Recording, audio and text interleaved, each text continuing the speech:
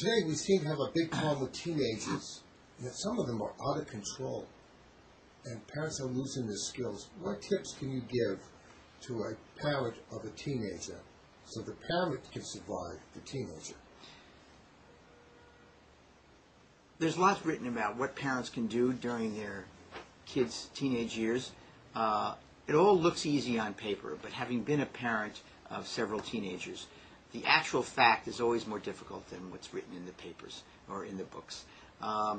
There are several tips that I found as a parent and as a pediatrician. The first is to not lose your cool. Once you start to get excited and emotional and react in a very hyper fashion, that often just creates the equal and opposite reaction in a teenager.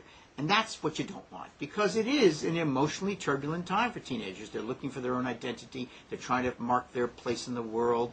They're feeling defeats and successes and failures with their peer group who are the most important. It's a tough time. So you don't want to ramp that emotion up. That's the first thing. The second is you need to be vigilant about the time spent outside the home. That's not so easy. But that doesn't mean you can't have guidelines. They need to be flexible. They need to have some degree of appreciation that sometimes special events occur. But that doesn't mean you don't have check-in. You don't have a guideline as to when you are able to come home. Seatbelts are not an option. And that you really do, as a parent, need to know when those kinds of things are happening to their child that may be putting their child at harm. Now, I will say, pediatrician, writer, all that stuff. Were my kids perfect? No way. Did my kids have experience with alcohol that I didn't know about till later? You bet. Was there drug use in my family? No, I don't think so, but we were lucky. But we kept in constant touch with our kids, and that was a very important piece of what got us through those turbulent years. The turbulent years will happen. Don't think you're going to escape them. Some may be more than others. Girls and mothers and boys and fathers tend to have a little bit more of issues because they're looking for their own identity. That's part of development. Very important to go through that, even with the stormy times, to get to the other side where they do achieve a sense of who they are and a sense of successful independence. But those turbulent years just need to be understood, that the more communication, the more understanding, some flexibility, some things are not allowed, i.e., dangerous driving or certainly driving with intoxication. None of those are allowed. Other risky behaviors that you really need to make them realize that this is potentially going to be life-threatening to them. Most kids will get that. Being there for them at all terms is really what the cliche is used, but it's the truth. And that's not so easy. But nevertheless, that's the key. Being there for them, especially when they're hurting, is the most important thing. So it's important to have a bridge or have a family meeting on a regular basis. Right. And you also could probably set some rules that if the kid knows that if he does this, this is the punishment. Right. So in a way, they're punishing themselves. Yeah, I think that, once again, corporal punishment is not the answer here. That actually can drive it to a more negative situation. The most important thing is there are rules, there's some flexibility, but there are some things that are out of bounds, but that there are consequences. Allowances, use of car, stuff like that are very, very strong rules. Cell phones, computer stuff has all become now the way of operating. Cell phones are the link of kid to kid.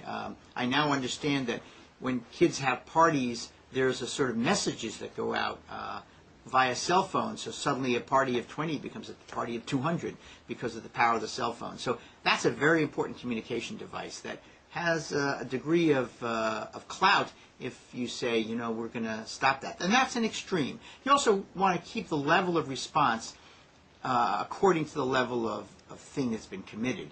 You don't want to overreach and overpunish when the amount of infraction has been minimal. At the same time, when those infractions are such that the kid is at risk or puts other kids at risk, that's a major deal. It needs to be met with an equally major response. So in truth, it's the parents that survive the teenager. In the truth, teenager survive the parent? In truth, each has to survive, but the parent is equally at risk for having a negative experience as the child is, if not more so. One of the things that often helps, and we use this with our daughter, in all honesty, is that other parents of your kids' peers are going through the same thing. They are experiencing the tumult, the issues of rejection, the sense of what is my child doing. So we developed a parent support group among my daughter and her friends, parents. And though our friends Conspiracy? What? Our friends hated it. It's a conspiracy? That's what they called it. Oh. We were the parent conspiracy. And the conspiracy, however, was very important because some families were handling it well and others were botching it. And the ones who were handling it well gave some tips to those who were having real difficulty with it. And I do believe that that sense of community around their kids' growth and development, even though our teenage girls would make fun of us, was better overall, especially for those parents who were really struggling at what to do. So use your sibling, your children's friends, many of whom you get to know because you've been together throughout school, and don't be afraid to have an evening sort of chat about, let's talk about how can we communicate better around our kids' issues, parties, and other issues that inevitably will come up. And it worked well for us, and it's worked well for other settings as well. So when your children have teenagers, you get even? Getting even is definitely not the right word to use. When my children have teenagers, we will try and give them some techniques to use as we used with our kids and with them. But you know what? They're going to have to experience it themselves. We'll give them, we hope, some guidelines, some ways to address difficult issues. They'll look to us because we've developed and continue to develop a very good communication with our older children, as now they have young children. Those guidelines, they look for, actually. Don't be shy about providing them, but don't be overly expectant that they'll follow everything you say. They're going to have to make their own mistakes and figure it out for themselves because their kids and their relation with their kids are different than you had with your own children. It's just the way it is as the next cycle goes through it. But being there for your older kids, grown kids with their own kids, is a very important part of their being reared as successful parents, just like hopefully we had with our parents. So passing that baton along successfully is all about good parenting that continues into good grandparenting. A famous psychologist once said about adolescence, it's a form of paranoid schizophrenia that gets better. Is that true? I have actually not heard that term, but there are certainly elements of it that are true. Teenagers often are very paranoid about their own independence, about what they're doing. They're worrisome about their invasion into their space.